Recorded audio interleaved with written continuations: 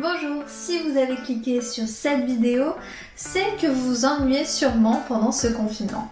Mais ne vous inquiétez pas, on va trouver des petits tips pour pouvoir passer cette quarantaine de façon positive.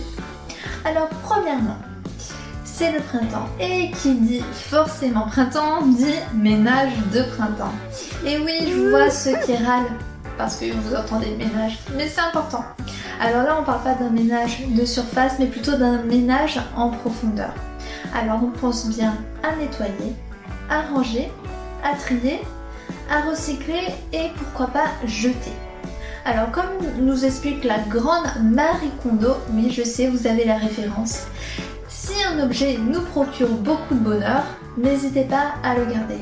Par contre, s'il est abîmé, s'il ne sert à rien et si on ne peut pas le réutiliser, n'hésitez pas à le jeter. Le fait de faire ce ménage est très important pour nous intérieurement. C'est un remède anti-stress pour se sentir zen. Alors faire le ménage chez soi, c'est faire le ménage en soi.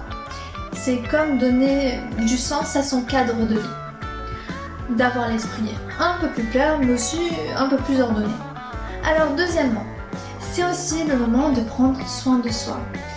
Alors pourquoi pas cette semaine prendre soin de son visage, demain prendre soin de ses cheveux et après de faire son sport.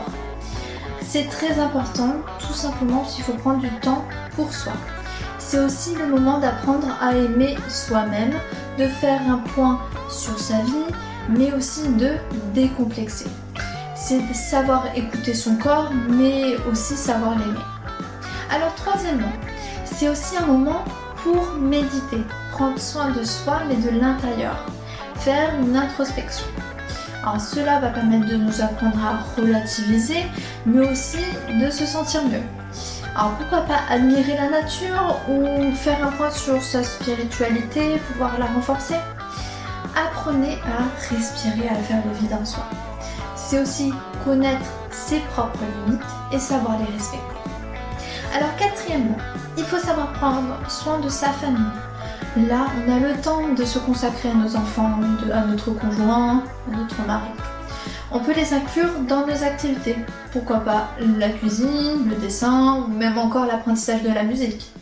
Mais n'hésitez pas aussi à faire des Skype avec votre famille. On en a fait un dernièrement et c'était génialissime. Vous avez plusieurs jeux en ligne que vous pouvez utiliser comme Scribble, Undercover, mais ça va permettre de passer un bon moment ensemble.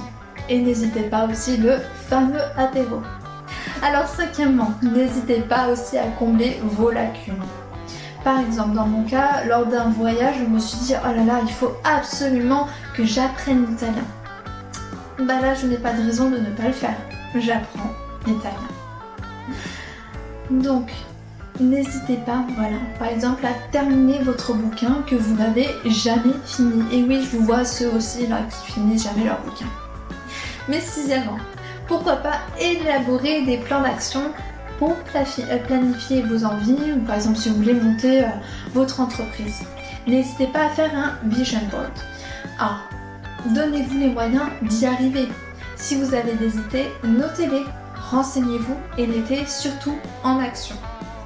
S'il y a un moment où vous pouvez apporter des changements dans votre vie, c'est bien le moment.